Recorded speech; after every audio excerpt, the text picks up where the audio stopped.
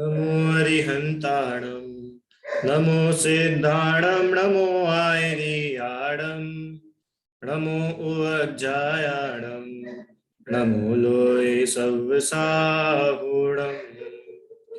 तीन भुवन में सार वीतराग विज्ञानता शिव स्वरूप शिव का न योग संहारी के।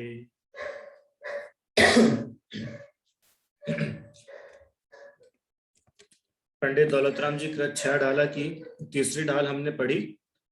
आज हम तीसरी ढाल का रिवीजन शुरू करेंगे। तो स्टार्ट करते हैं, शुरुआत से पढ़ेंगे वापस से, और उम्मीद है 2 दिन या 3 दिन में हमारा रिवीजन पूरा हो जाएगा। ठीक है, तो आप लोग का भी एक बार पूरा हो जाएगा, फिर इसके बाद अपन परीक्षा लेंगे। परीक्षा का मैं आपको बता दूंगा कब अपन करेंगे एग्जाम, है ना। आइए प्रारंभ करते हैं। सबसे पहले पहला छंद।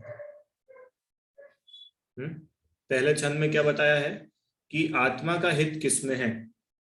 हाँ, आत्मा का हित सुख में है, और वह सुख कैसा है कि आकुलता रहित है। अब आकुलता कहाँ नहीं है? आकुलता शिव माही न ताते। आकुलता मोक्ष में नहीं है, इसलिए मोक्ष मार्ग में लगना चाहिए, शिव मग लाग्यो चाहिए। अब ये मोक्ष मार्ग क्या है कि सम्यक दर्शन ज्ञान चरण शिव मग सो दुविध विचारो। सम्यक दर्शन, सम्यक ज्ञान और सम्यक चारित्र, इस प्रकार से मोक्ष मार्ग का 2 प्रकार से विचार करना चाहिए। शिव मक्सो दुविध विचारो, 2 प्रकार से मोक्ष मार्ग बताया गया है। कौन कौन से 2 प्रकार है कि जो सत्यार्थ रूप है वो निश्चय मोक्ष मार्ग, और जो निश्चय मोक्ष मार्ग का कारण है वह व्यवहार मोक्ष मार्ग कहलाता है। सरल है, समझ में आया सभी को। आत्मा का हित सुख में है। सुख काय में है कि सुख मोक्ष में है। तब ये मोक्ष मार्ग कैसा है, मोक्ष कैसे प्राप्त किया जाए? तो उन्होंने बोला सम्यक दर्शन ज्ञान चारित्राणि मोक्ष मार्ग। सम्यक दर्शन, सम्यक ज्ञान और सम्यक चारित्र, ये मोक्ष मार्ग है। और ये 2 प्रकार से बताया गया है, एक निश्चय मोक्ष मार्ग, दूसरा व्यवहार मोक्ष मार्ग। निश्चय मोक्ष मार्ग किसे कहते हैं कि जो सत्यार्थ रूप है। सत्यार्थ मतलब जो वास्तविक है, जो सच्चा है, हाँ, जो एक्चुअल है, वो तो कहलाता है निश्चय मोक्ष मार्ग। और जो उसका कारण है, जो उसे सपोर्ट करता है, वो कहलाता है व्यवहार मोक्ष मार्ग। ठीक है, आइए आगे, है ना। ये हमारा हो गया छंद नंबर 2। अब यहाँ पर निश्चय मोक्ष मार्ग को उन्होंने बताया दूसरे छंद में। ठीक है, एक एक लाइन में सम्यक दर्शन, सम्यक ज्ञान और सम्यक चारित्र का स्वरूप बताया है। सबसे पहले क्या बताया? पर द्रव्यंते भिन्न आप में रुचि सम्यक बला है। सम्यक दर्शन, निश्चय सम्यक दर्शन किसे कहते हैं? पर द्रव्यों से भिन्न अपनी आत्मा की रुचि करना, अपनी आत्मा की श्रद्धा करना कि मेरी आत्मा, मैं जीव पर द्रव्यों से अलग हूं, भिन्न हूं, वह निश्चय सम्यक दर्शन है। सरल सा एक लाइन में समझाया है। किसे कहते हैं निश्चय सम्यक दर्शन? अहम, पर द्रव्यों से भिन्न अपने को अनुभव करना, पर द्रव्यों से भिन्न मैं आत्मा हूं, ऐसा अपने आप को मानना, ऐसी श्रद्धान करना, वो कहलाता है निश्चय सम्यक दर्शन। ठीक है, पर द्रव्य क्या क्या होते हैं? इस आत्मा को छोड़कर के जगत के सभी पदार्थ पर है। शरीर पर है, कपड़े पर है, मम्मी पापा पर है, दादा दादी पर है, घर, मोबाइल, टीवी, लैपटॉप, सब पर है। पर है मतलब मुझसे अलग है। पर है मतलब वो मैं नहीं हूं, वो कोई और है, मैं कोई और हूं, है ना। पर मतलब क्या होता है कि वो कोई और मैं कोई और, हम दोनों अलग अलग है। इसका मतलब है पर। और स्व, स्व मतलब मैं खुद। पर मतलब थर्ड पर्सन। कर्म, कि कर्म भी पर है। ठीक है, ऐसा जानना। अब आप रूप को जान पनो सो सम्यक ज्ञान कला है। और अपनी आत्मा का जो स्वरूप है उसको जानना, उसका ज्ञान होना कि मेरा स्वरूप कैसा है। हाँ, ये सम्यक ज्ञान है, अपने बारे में सही ज्ञान होना। हाँ, इसका नाम सम्यक ज्ञान। कैसा है हमारा स्वरूप? आनंद स्वरूप। हाँ, जानने देखने वाला स्वरूप मेरी आत्मा का है, राग द्वेष नहीं करने का स्वरूप मेरा है, ऐसा ज्ञान होना, वह सम्यक ज्ञान। तीसरा, आप रूप में लीन रहे थिर, सम्यक चारित सोई। और आप मतलब अपने आप में, अपने ही स्वरूप में लीन रहना, आत्मा में ही स्थिर रहने का नाम निश्चय सम्यक चारित्र है। ठीक है, ये 3 लाइन में यहाँ पे बताया। पर द्रव्यों से भिन्न अपनी आत्मा की श्रद्धा करना, वह निश्चय सम्यक दर्शन। पर द्रव्यों से भिन्न अपनी आत्मा में लीन हो जाना, ये निश्चय सम्यक चारित्र। और पर द्रव्यों से भिन्न अपनी आत्मा का ज्ञान, वह निश्चय सम्यक ज्ञान। सरल है क्या कि कठिन है? सरल है, तीनों में ही पर द्रव्यों से भिन्न बताया है। क्यों? क्योंकि यहाँ पे निश्चय, निश्चय मतलब जो एक्चुअल है। देखो, अभी हम लोगों ने व्यवहार रत्नत्रय पूरा पढ़ा, व्यवहार सम्यक दर्शन पढ़ा। हाँ, कि वात्सल्य होता है या अमूढ़ दृष्टि होता है, स्थितिकरण होता है, निशंकित होता है। तो इसमें देखो, इसमें तो 2 इन्वॉल्व है, मतलब किसी और हो का किसी और से वात्सल्य, हाँ, किसी और से अपेक्षा नहीं करना, ये इतना सब कुछ है। पर निश्चय रत्नत्रय में तो क्या है कि इसमें कोई सेकंड पार्टी है ही नहीं। निश्चय मतलब तो सिर्फ मैं, मेरी आत्मा ओनली। यहाँ तो सिर्फ हम आत्मा की ही बात करेंगे, हम और किसी की बात नहीं करेंगे। यहाँ ना हम साधर्मी की बात करेंगे, यहाँ ना हम मुनिराज की बात करेंगे, यहाँ हम भगवान की भी बात नहीं करेंगे। क्या बोला? निश्चय रत्नत्रय तो यहाँ पे भगवान की भी बात नहीं, यहाँ तो मात्र मैं आत्मा, दैट्स इट। ठीक है, भगवान कि भगवान भी पर द्रव्य है। अरे भगवान हमसे अलग है कि हम में ही है? अलग है ना। भगवान का एग्जिस्टेंस अलग है, हमारा एग्जिस्टेंस अलग है। तो भगवान पर द्रव्य, तो भगवान से भिन्न अपनी श्रद्धा, माने जितने पर द्रव्य है उन सबसे भिन्न में हूं, ऐसा श्रद्धान, ऐसा ज्ञान और ऐसी ही आत्मा में लीनता होना, उसका नाम निश्चय रत्नत्रय है। ठीक है, अब व्यवहार मोक्ष मग सुनिए, हेतु नियत के होई। अब व्यवहार मोक्ष मार्ग बताते हैं, जो निश्चय मोक्ष मार्ग का निमित्त कारण है। निमित्त कारण है मतलब कि यह निश्चय मोक्ष मार्ग को सपोर्ट करता है, हेल्प करता है। ठीक है, निश्चय मोक्ष मार्ग माने निश्चय सम्यक दर्शन बना रहे, उसके लिए व्यवहार सम्यक दर्शन उसकी हेल्प करता है, एक बैक सपोर्ट रहता है, उसका कारण बनता है। ठीक है, आइए अब निश्चय व्यवहार मोक्ष मार्ग का स्वरूप। जीव अजीव तत्व अरु आश्रव बंध अरु संवर जानो, निर्जर मोक्ष कहे जिन तिनको ज्यो का त्यो सरधानो। है सोई समकित व्यवहारी, अब इन रूप बखानो, तिनको सुन सामान्य विशेष दृढ़ प्रतीति उरानो। क्या बोला?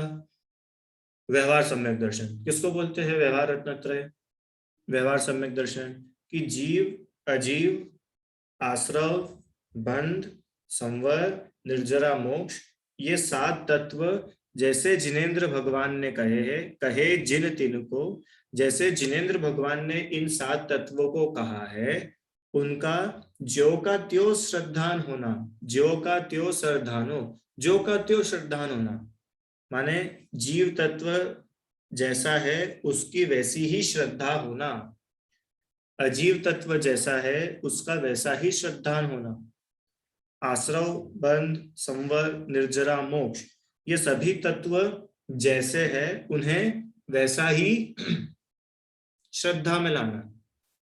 ठीक है, इसका नाम है सम्यक दर्शन।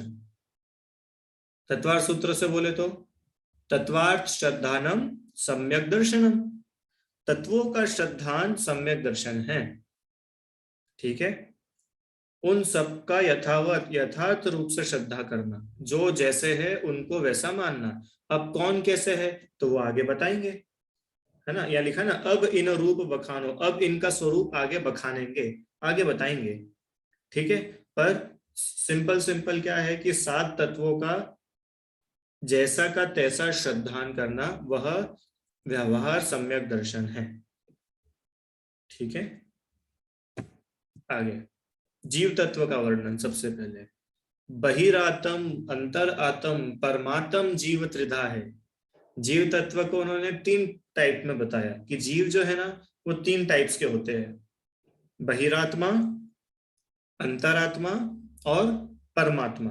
बोलो सब लोग साथ में, बहिरात्मा, अंतरात्मा, परमात्मा और बस। भटकी हुई आत्मा तो नहीं है इसमें कहीं पे, भटकती हुई आत्मा नहीं, ठीक है। ये 3 है, कोई भटक भी रहा होगा तो इन तीनों में से कहीं ना कहीं होगा ठीक है, वैसे कोई भटकता नहीं है। अंतरात्मा, बहिरात्मा, परमात्मा, ये 3 प्रकार के जीव, त्रिधा, 3 प्रकार के जीव होते हैं, है ना। अब एक एक तत्व के बारे में बताएंगे। तो सबसे पहले जीव तत्व। तो ये जीव तत्व 3 टाइप के होते हैं, बहिरात्मा, अंतरात्मा, परमात्मा। अब ये बहिरात्मा क्या होता है? तो बहिरात्मा का उन्होंने बताया कि देह जीव को एक गिने, बहिरात्म तत्व मुदा है। देह मतलब शरीर, है ना, शरीर और शरीर से रिलेटेड जितनी भी चीजें बाहर की है वो सब, और जीव, जीव मतलब आत्मा, और इनको जो एक गिने, माने जो शरीर और आत्मा को एक ही मानता है, कि शरीर और आत्मा अलग अलग नहीं है, एक ही तो है। ये जो सामने में दिख रहा हूं कांच में, ये मैं ही हूं, हाँ, ऐसा श्रद्धान होना अंदर से, ये क्या है? बहिरात्मपना है, ये मिथ्या दृष्टि की सोच है, वही मिथ्यात्व है। समझ में आ रहा है सार्थक? शरीर और आत्मा को एक ही मान लेना, देह जीव को एक गिने, वह बहिरात्म है। और कैसा है? तत्व मुधा है। तत्व मुधा मतलब तत्वों से मूढ़ है, उसको तत्व का ज्ञान नहीं है, उल्टा ज्ञान है, विपरीत ज्ञान है। ठीक है, ये एक लाइन में बहिरात्मा का बताया।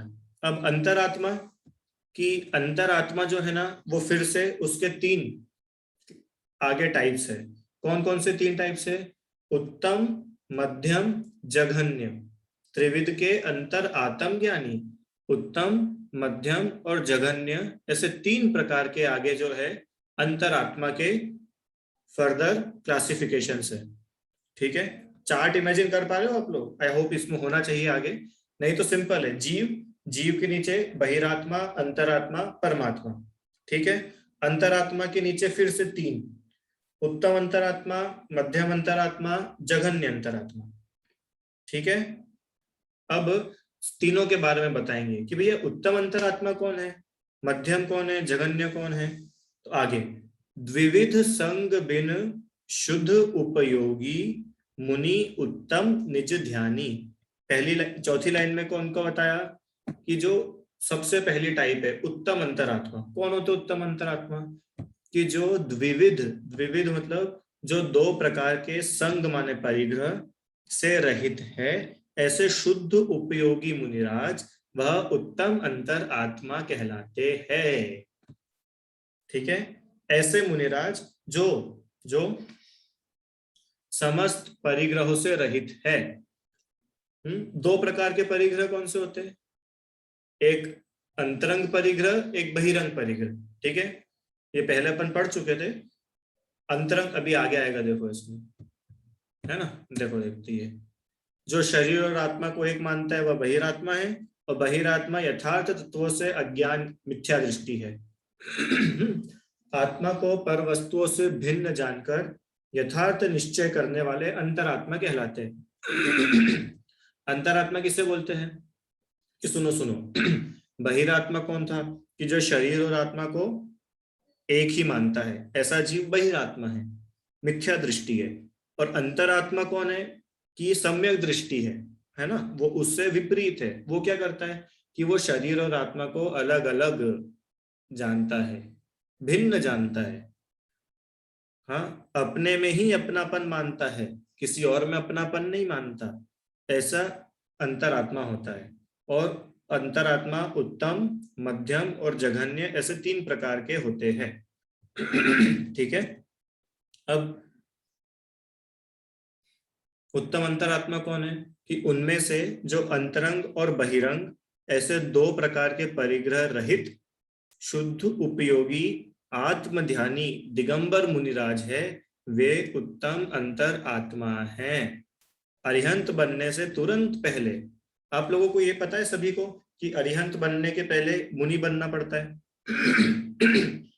है ना। बिना मुनि बने भगवान बन सकते हैं क्या? नहीं बन सकते। भगवान बनने के लिए मुनि बनना जरूरी है। तो जैसे मान लो अभी इस स्टेज पे कोई मुनि है और नेक्स्ट स्टेज पे वो भगवान बनने वाला है, जस्ट अगले ही समय में, है ना। जैसे कि ऐसा होता है ना कि 11:59 पर तो सार्थक है 11 इयर्स का, और जैसे 12 बजी, 12 बजी, तो ये कितने हो गए? ये 12 साल के हो गए इनके बर्थडे वाले टाइम। ऐसा ही होता है ना।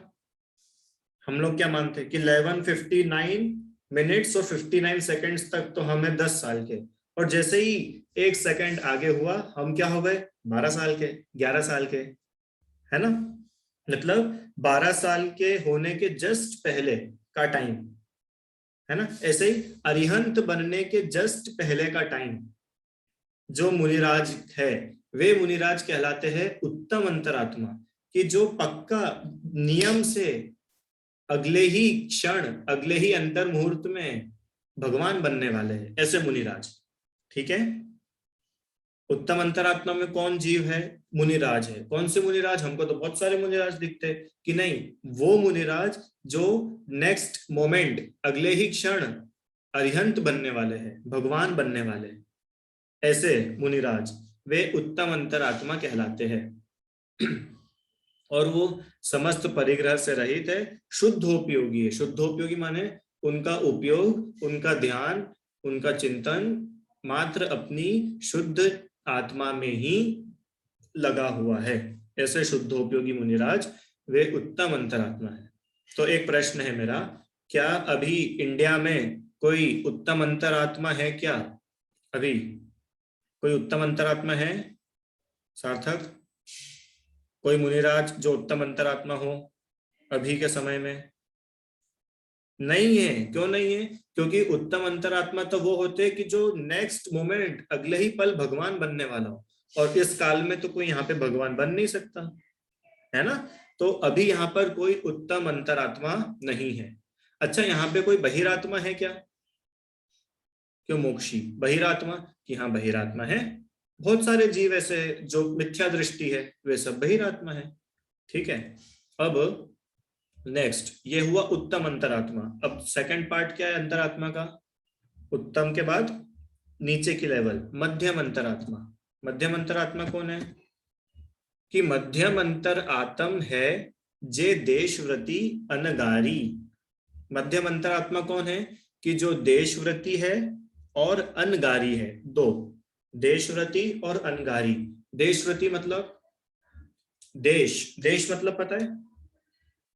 देश मतलब होता है पार्शियल, पार्शियल थोड़ा सा, नॉट कंप्लीट, थोड़ा।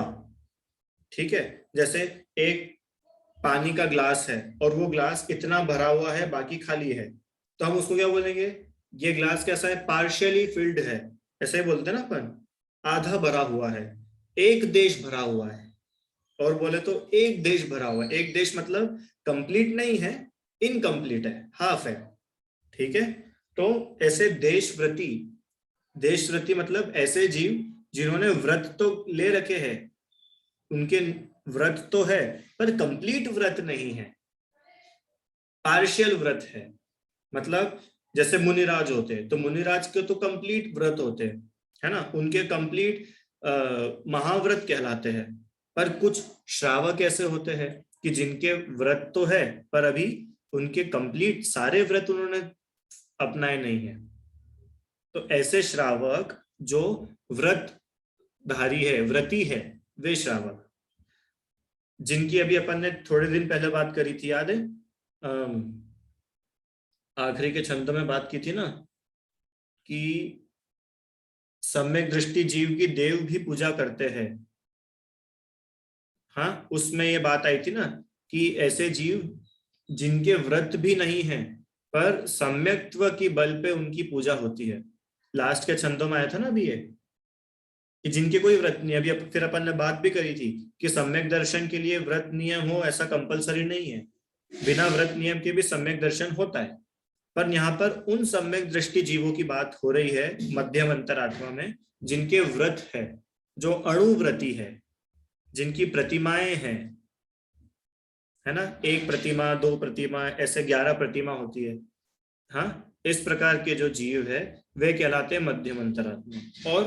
और कोई बचा क्या? कि हाँ बचे ना, अभी मुनिराज बचे हैं। मुनिराज कहाँ जाएंगे?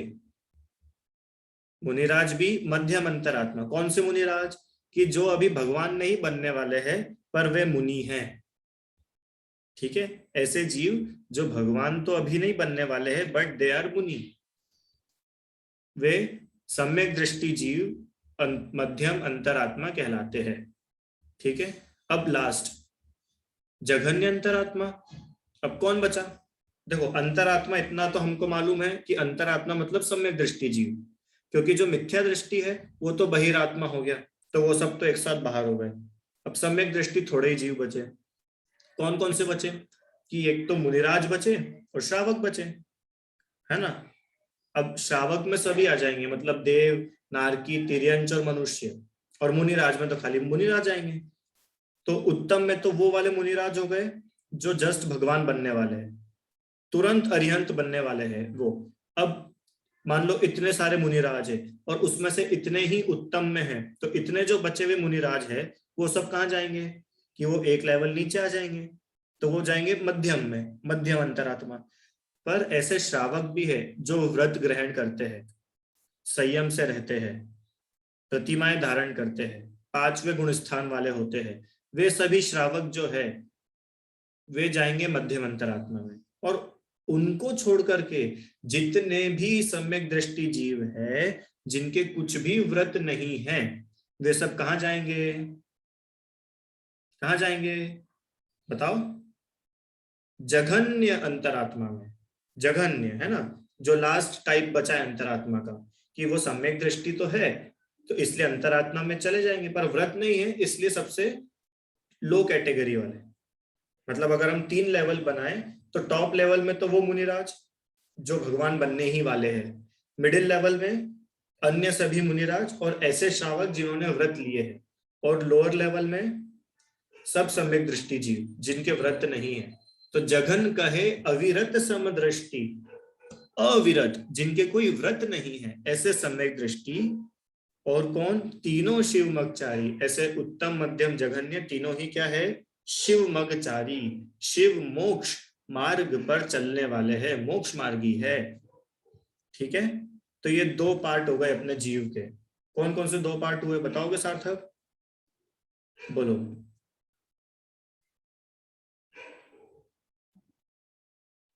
देखो, 3 टाइप्स के जीव होते हैं, मैं हिंट देता हूं। एक होती है बहिर,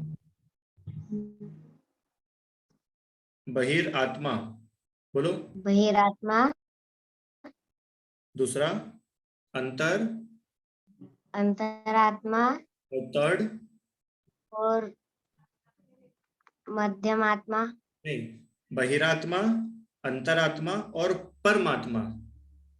अंतरात्मा, बहिरात्मा, बहिरात्मा, अंतरात्मा, अंतरात्मा और परमात्मा। परमात्मा। ये 3 टाइप्स के जीव है, 3 टाइप्स की आत्माएं हैं, जीव है ना। अब इनमें से परमात्मा तो अपने को नाम से समझ में आ रहा है, परमात्मा मतलब तो भगवान, भगवान है बनने ना। हम वाले। बोलते हैं ना परमात्मा है, तो परमात्मा मतलब तो भगवान। तो जितने भी भगवान है वो सारे जीव तो अलग हो गए। अब 2 टाइप के जीव बचे, बहिरात्मा और अंतरात्मा। तो बहिरात्मा जीव कौन कहलाते हैं? बहिर आत्मा। इसको याद करने के जो लिए, हाँ बोलो। जो जो सम्यक दृष्टि है लेकिन उनके व्रत नहीं है। नहीं नहीं, बहिर आत्मा मतलब जो अपनी आत्मा के बाहर है। ठीक है, बहिर आत्मा जो आत्मा के बाहर है माने मिथ्या दृष्टि। ठीक है, क्योंकि इतना तो हमको पता है कि सम्यक दृष्टि जीव अपनी आत्मा में लीन रहता है, आत्मा का श्रद्धान करता है। ठीक है, तो बहिरात्मा मतलब जो आत्मा के बाहर है। तो ऐसा जीव कौन कहलाएगा? सम्यक दृष्टि की मिथ्या दृष्टि? मिथ्या दृष्टि। हाँ बढ़िया, मिथ्या दृष्टि। तो बहिरात्मा में तो सारे मिथ्या दृष्टि चले गए। अब कुछ सम्यक दृष्टि जीव बचे हैं, है ना। तो उन सम्यक दृष्टि जीवों को हमने 3 अलग अलग क्लासिफिकेशन में डिवाइड करा है। पहला क्लासिफिकेशन है उत्तम अंतरात्मा, सेकंड क्लासिफिकेशन है, बोलो, उत्तम अंतरात्मा के बाद मध्यम अंतरात्मा, बहुत बढ़िया। और थर्ड है जघन्य, जघन्य, ठीक है, हायर, मिडिल और लोअर, ठीक है। उत्तम अंतरात्मा में कौन जाएंगे?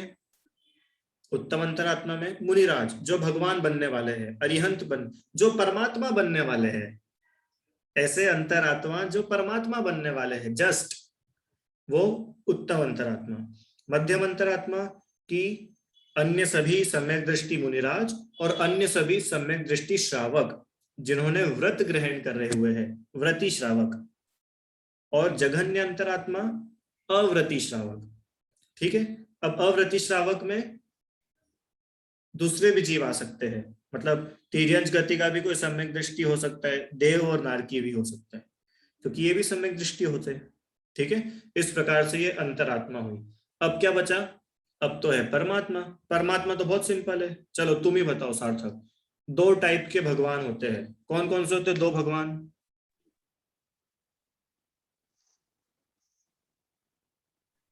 दो प्रकार के भगवान होते हैं ना। अच्छा, नमोकार मंत्र बोलो। नमो हरियंतानाम, नमो सिद्धानाम, नमो आर्यानाम, नमो जैनाम, नमो लेसवसवनाम। तो ये 5 में से भगवान कितने हैं?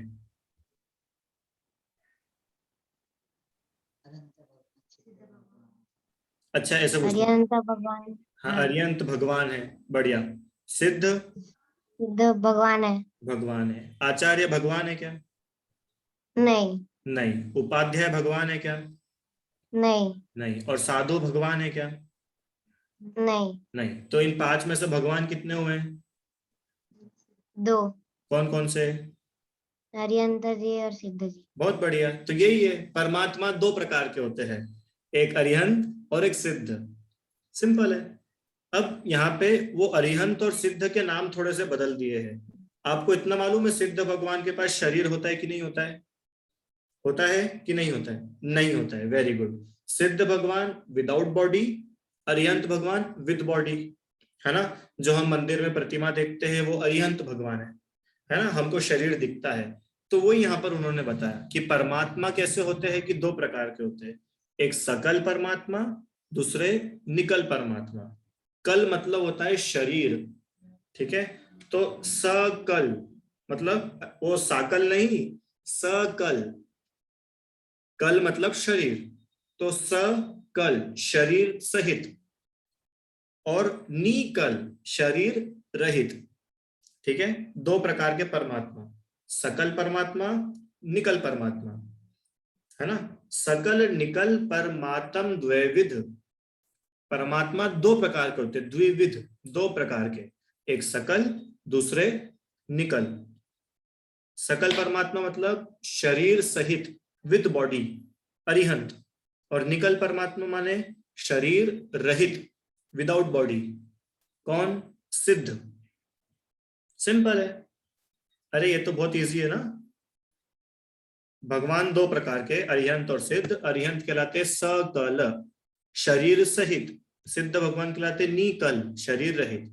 अगली लाइन में उन्होंने खुद में बता दिया कि इन दोनों प्रकार में से जो घाती निवारी, जिन्होंने घाती कर्मों का नाश करा है, ऐसे अरिहंत सकल परमात्मा है। और क्या करते हैं? लोकालोक निहारी, लोकालोक को देखते हैं, सर्वज्ञ है, तीनों लोक को जानते हैं, ठीक है। आइए, जघन्य अंतरात्मा अव्रति सम्यक दृष्टि है, ज्ञानी तो है पर अभी उसने व्रत नहीं लिया है, और ये तीनों अंतरात्मा मोक्ष मार्ग पर चलने वाले हैं। परमात्मा सकल और निकल दो प्रकार के हैं, उनमें घाती कर्म का नाश करने वाले अरिहंत शरीर सहित परमात्मा है, जो लोक अलोक को जानते देखते हैं। Very simple. अब ये घाती कर्म क्या होते हैं? कि कर्म दो प्रकार के होते हैं, घाती और अघाती, ठीक है। घाती और अघाती, तो उनमें से जो शुरू के 4 घातिया कर्म हैं, उनका जिन्होंने नाश करा है वे अरिहंत भगवान हैं, वो सकल परमात्मा है, सर्वज्ञ है। आइए, अब सिद्ध निकल परमात्मा कौन कहलाते हैं? कि ज्ञान शरीरी त्रिविध कर्म मल वर्जित सिद्ध महंता, ते है निकल अमल परमात्म भोगे शर्म अनंता। ज्ञान शरीरी, कि अरिहंत भगवान का तो शरीर है, पर सिद्ध भगवान का शरीर है क्या? कि नहीं, उनका ये वाला शरीर नहीं है, ज्ञान ही उनका शरीर है। ज्ञान ही मतलब आत्मा का गुण है ना, ज्ञान, वह ज्ञान गुण संपूर्ण आत्मा में फैला हुआ है, वही उनका शरीर हो मानो है। ज्ञान से ही जो पूरे रचे पचे हो, ऐसे ज्ञान शरीरी, ज्ञान गुण वाले। त्रिविध कर्म मल वर्जित, त्रिविध मतलब 3 प्रकार के कर्म रूपी मैल को उन्होंने नष्ट कर दिया है। 3 प्रकार के कर्म रूपी मैल से जो रहित है। अब ये 3 कर्म कौन से आ गए? कभी 2 कर्म बोलते, कभी 4 बोलते हो, कभी 3 बोलते हो, कभी 8 बोलते हो। एक चीज फाइनल करो कि नहीं नहीं ये 3 फाइनल है बस, अब इसके बाद हम चेंज नहीं करेंगे, इस 3 में सब आ गए। ठीक है, कौन कौन से 3 हैं? द्रव्य कर्म, भाव कर्म, नो कर्म। नो कर्म है ना, न और उसमें ओ की मात्रा, नो। द्रव्य कर्म, भाव कर्म, नो कर्म, ये 3 प्रकार के कर्म होते हैं। अब तुम 8 बोलो या 4 बोलो या 2 बोलो या 148 बोलो, कि जितने भी बोलो वो सब इन 3 में आ गए। ठीक है, द्रव्य कर्म मतलब जो ज्ञानावरण, दर्शनावरण, मोहनी, अंतराय, वेदनी, आयु, नाम, गोत्र, ये जो अष्ट कर्म है, जो हम पूजा में बोलते हैं ना, अष्ट कर्म दहनाए, बोलते हो ना सार्थक? धूप चढ़ाते समय क्या बोलते हो? अष्ट कर्म दहनाए, धूपम निर्वपामीति। तो ये जो 8 कर्म है, ये कहलाते हैं द्रव्य कर्म। ठीक है, भाव कर्म क्या होता है? भाव कर्म मतलब राग आदि भाव कर्म, जो मोह राग द्वेष रूपी भाव है, जिनसे कर्मों का आश्रव होता है, उन भावों को बोलते हैं भाव कर्म। ठीक है, जिन भावों से कर्म आते हैं, ऐसे मोह राग और द्वेष रूपी भाव कहलाते हैं भाव कर्म। और तीसरा नो कर्म, नो कर्म मतलब शरीर आदि, माने कि जो कर्म तो नहीं है पर जिनकी हेल्प से कर्मों का फल मिलता है। जैसे शरीर के थ्रू कर्मों का फल मिलता है ना, भूखा रहना, पेट भरना, सुंदर दिखना, खराब दिखना, अच्छी आवाज, बुरी आवाज, मोटा शरीर, पतला शरीर, लग गई, एक्सीडेंट हो गया, तो ये सब शरीर में ही तो होता है ना? तो ऐसा शरीर और फिर परिवार वगैरह, जिनके थ्रू हमें कर्मों के फल मिल रहे हैं, जो एक्चुअली कर्म नहीं है पर इनके थ्रू हमें कर्मों का फल मिलता है। ठीक है, इसलिए इन्हें कहा नो कर्म। तो सिद्ध भगवान तो इतने महान है, महंत लिखा है ना, सिद्ध महंत महान है। कैसे महान है? कि इनके तीनों ही प्रकार के कर्म रहित है। ठीक है, ऐसे निकल अमल परमात्मा है। निकल मतलब शरीर रहित, अमल मतलब इनके कोई भी मल नहीं है। मल नहीं है मतलब अब कोई भी प्रकार का दोष इनके अंदर नहीं बचा, पूर्ण शुद्ध आत्मा है। इनकी आत्मा में एक कर्म का परमाणु भी नहीं लगा हुआ है। अरिहंत भगवान के साथ तो फिर भी अभी 4 कर्म बचे हैं, पर सिद्ध भगवान तो इतने महान हैं कि इनके साथ एक भी कर्म रूपी मैल नहीं है, इसलिए ये अमल है। ठीक है, मल मतलब मैल, गंदगी। तो कर्म गंद है कि अच्छे है? गंद है। भोगे शर्म अनंता, शर्म मतलब सुख। वो शर्म, वो शर्मिला वाला शर्म नहीं कि सिद्ध भगवान तो वो शर्माते होंगे, वो वाला शर्म नहीं है। शर्म मतलब होता है सुख। तो कितना सुख भोगते हैं? क्यों बताओ संश्रिता, सिद्ध भगवान कितना सुख भोगते हैं? 10%, 20%, 100%, 200%? कितना सुख भोगते हैं? अरे अनंत सुख भोगते हैं। उनके सुख को क्या कहे, अनंत सुख। ठीक है, ऐसे सिद्ध भगवान है।